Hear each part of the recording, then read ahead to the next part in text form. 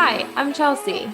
And I'm Sophie, and we are here to help guide you to the why behind your wellness why. Come join us on our journey.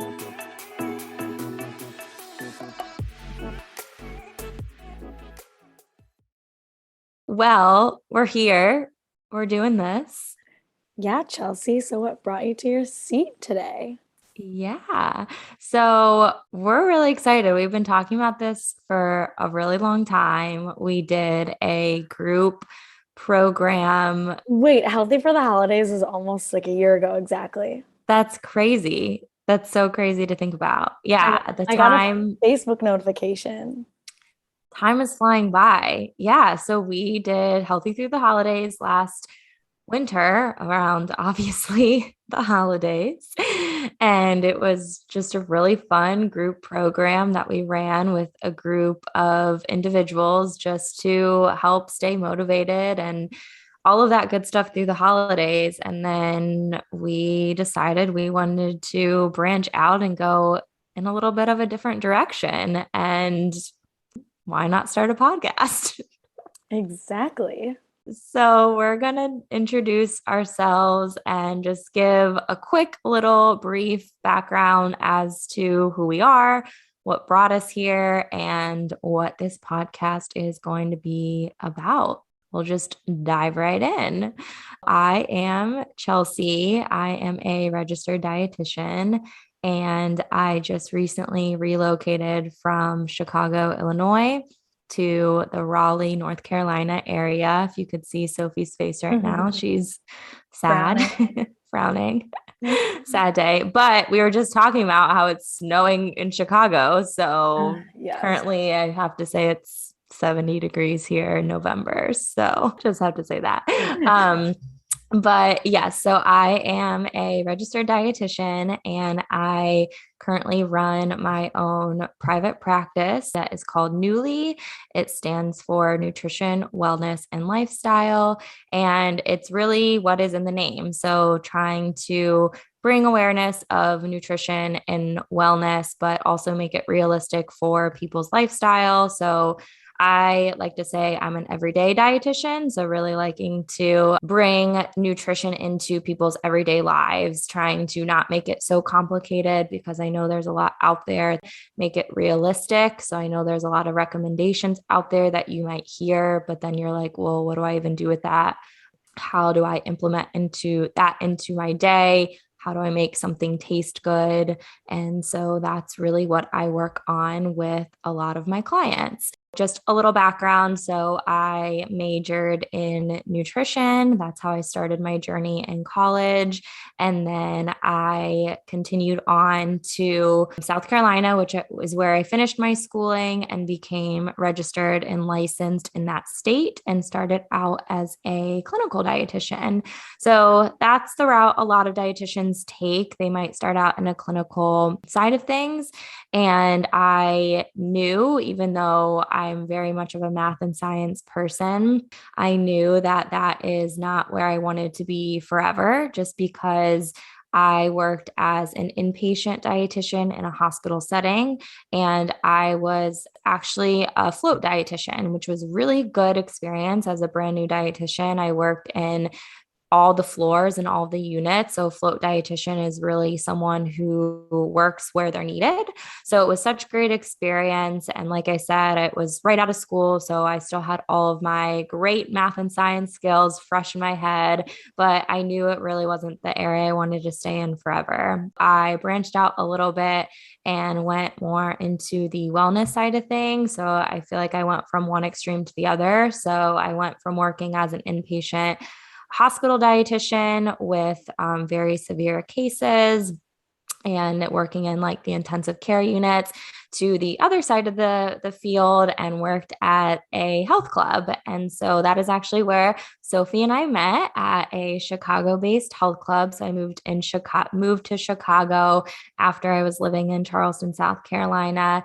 And that is where I was at the health club setting for about 5 years before I decided to branch off on my own. And the real reason I decided to branch off on my own was for a couple of different reasons. reasons. So number one, I wanted to reach more individuals. So of course, with working in one location, we were really tied down to working with those members. And I wanted to branch out and be able to work with more individuals all over. And then, of course, with the pandemic, virtual became a little bit more of a reality. And so being able to reach more people virtually. So everything that I do currently is all virtual through video calls. And it's just been so fun to reach individuals all over. And then also, as I was saying with clinical, I knew that wasn't my forte just because I felt like I couldn't build a relationship and rapport with individuals that are in the hospital. Of course, sometimes you can, but the goal is to not have those individuals in the hospital long term. And so when they're not there long term, you really don't build that relationship. On the other side, in the fitness industry, it was sometimes challenging to be able to meet everybody's needs. Of course, people are working out for all different reasons. And even though I do work with an array of all different people with all different goals, the fitness industry, I was the only dietitian there. And, it just branched out a little bit too much. Also, of course, in the fitness industry, you see people that might be a little bit too obsessive. I don't know if it's the right word, but you know what I'm talking about, Sophie, with like nutrition and believed what they wanted to believe. And so I wanted to really share my story with more people out of just that one location and work with just some different types of clientele. So that is where I am today, working fully virtual out of my home office, which is currently empty as we speak, but hopefully will be filled soon whenever furniture comes back in stock. Yes. So tell me a little bit about yourself, Sophie. So my name is Sophie. I am still in Chicago. Don't plan on leaving really anytime soon. I did head into the state of Indiana for college. I went to DePaul with a W, not DePaul down my block right now. And I studied kinesiology, which is human movement and the human body, a little sciencey and mathy as well, which I like. I have been a personal trainer for 5 years now, a little bit more. Wasn't my original plan, but I absolutely love it and wouldn't have it any other way, even though my first thought was to go to physical therapy school. I now think of it as I'm kind of like a preventative to injury and hopefully not having people go to physical therapy, but help them change their lives and create daily habits to just help them be so successful in the long term. In college, I ran cross country and track, which I really enjoyed, leading me to coach for 1.5 years at Lincoln Park High School, actually, cross country and track, the girls' head coach, which sadly, when Chelsea and I were working at the same gym, my boss was kind of like, you can't have all your eggs in all different baskets. So put them all in one, and I'm lucky enough to have my own LLC and working for myself today as well. I do want to mention I do in person and virtual in Chicago and all over the country. I have clients in Texas, California, Florida, all that good stuff. I am also really into mobility work because I like to focus again how people move and how they really feel, not just pushing, 5 plates and like trying to like murder yourself. That's not always the goal here. So I am a functional range conditioning specialist and kin stretch mobility specialist. So I do that stuff virtually and with my clients. I like them to do some of that stuff every day. And I am a pre-postnatal certified personal trainer as well. So I work with pregnant women, and I fell in love with this job and basically seeing what the human body can do. That's why I really liked it. Running in college, being like, oh, okay, so I can run 30 seconds faster or a minute faster. And that love went into the gym and seeing how heavy you can lift. It's still a numbers game. It's so easy to track things, which I know Chelsea and I down the line will talk about, if your goals are X, what should you be tracking and looking at, and how often should you be looking at that? But that is for another day. Chelsea, tell me a little bit about your why. Oh, yeah, that's a good question. So, as you guys can see, just by the title of our podcast and the direction we're going, we decided to really focus on why. Why can mean a lot of different things, right? So, the why can mean why you're doing something. I always tell my clients if a doctor, personal trainer, dietitian, teacher, anyone in your life recommends doing something, always ask why, because it's really important to know why you're doing something. It's going to help with your mindset of it. It's going to help you better understand it. And the outcome is always going to be better if you understand why you're doing something in any area of life. And so that is one direction that we want to talk about too, is explaining different things of like why are there certain things with nutrition and exercise? Mm-hmm. But diving a little bit deeper is we also have our whys in terms of why we're doing these things professionally and why we are doing these things personally too. So as you guys probably know, we both do what we do because we love it and we're passionate about it, but it's also important in our personal lives as well. So for me, without going on for a super long time, just a little background. So, like I had mentioned, I did major in nutrition, but I'll never forget in high school when I decided to major in nutrition, I definitely got the feedback of like, what are you going to do with that? Or like, why are you majoring in that when a lot of people were either going into business or, more medical, something along those lines. The real reason I decided to dive into nutrition from a professional standpoint is because I've been surrounded, kind of like I was saying with my job, I've been in both sides of the arena with everything and like clinical and fitness. That's also how I have been in just my personal life too.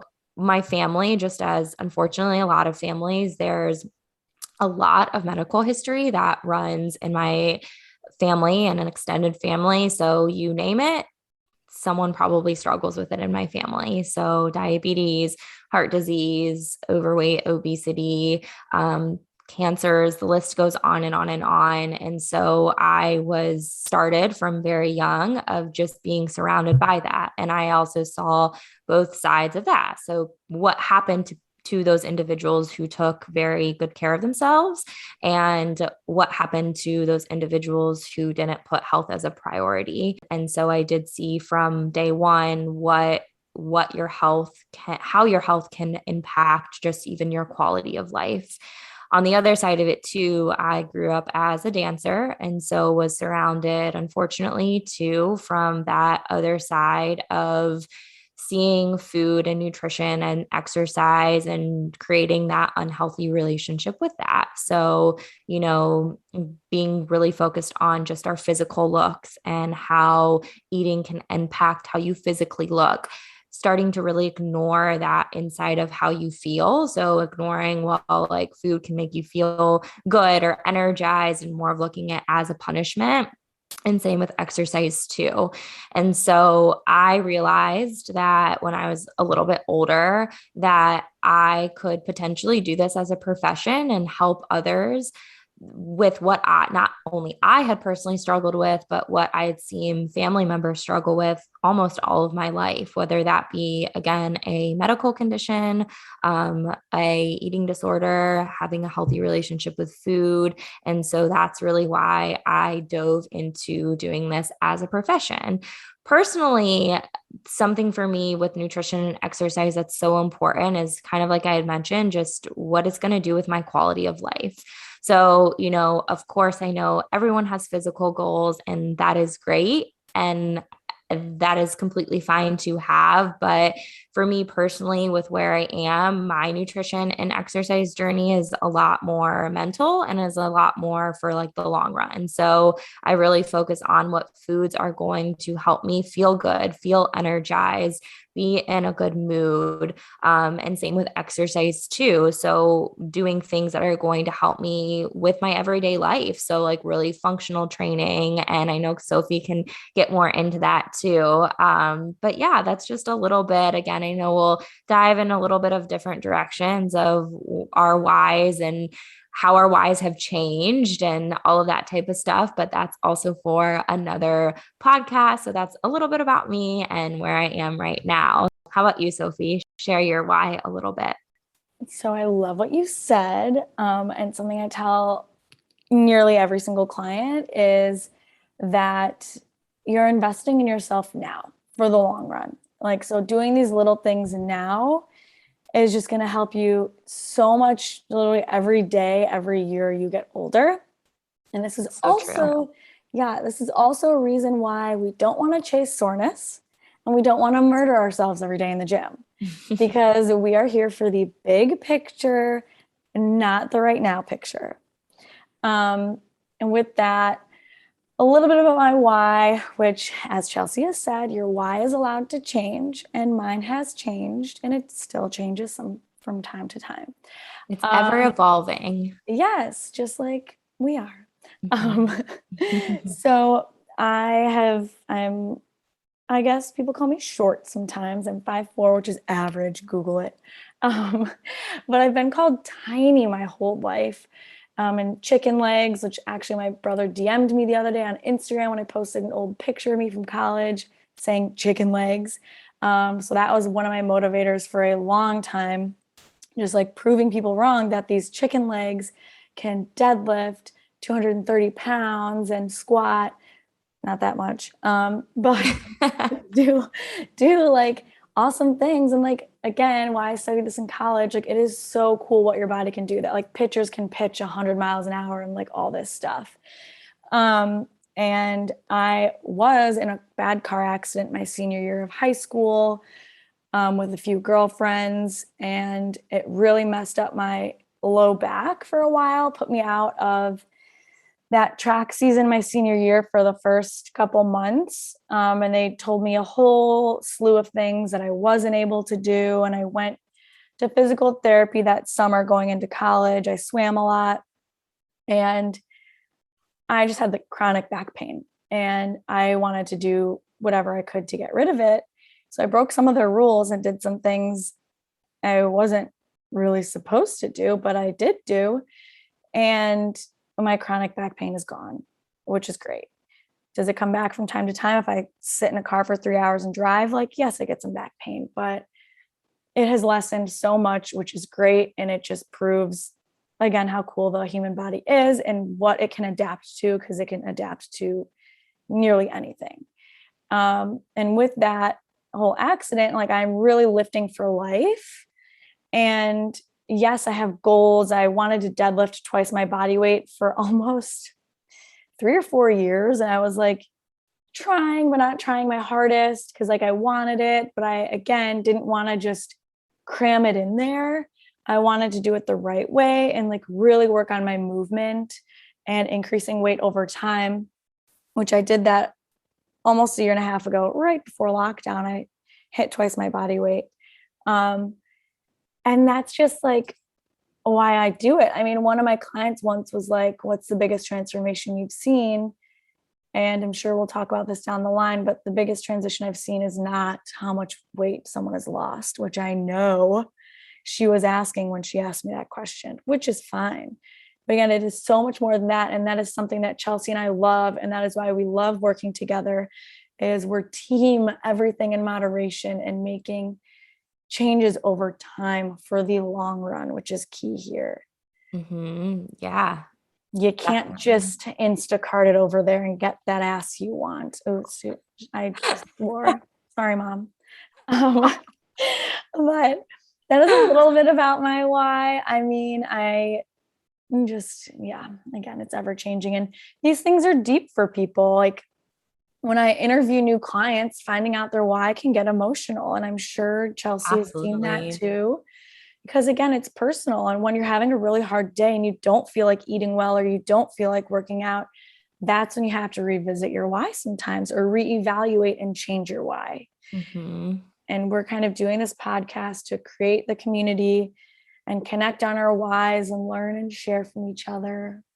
Yeah, absolutely. Talking about things, being open about it, because you touched up upon such like an important part is, and I think that's why also we keep saying why so much, but again, there's so many definitions to why, but it's also why we decided to do this Mm-hmm. podcast and area on like the why to wellness is because asking why again in no matter what area of life, it brings out an emotion. It's, Yes. even asking people like, why are you my friend? Or like, why do you do what you do for work? Or whatever question you put why before, it's usually probably triggered to emotion and it's sometimes hard to answer. Mm-hmm. And so again, it's just interesting that there is so much deeper conversations in areas that aren't being talked about. And so that's what we're here to talk about is like Sophie said, creating that community and opening up, but then also educating you guys on some nutrition and fitness topics too, and talking about the why behind all of that. So this is definitely going to be an educational, fun, open area to talk about. We're going to bring some guest speakers and host in, so that will be fun. But yeah, I think that's all for now. Thanks for listening in, and we will catch you guys next time. Thanks, guys. Later.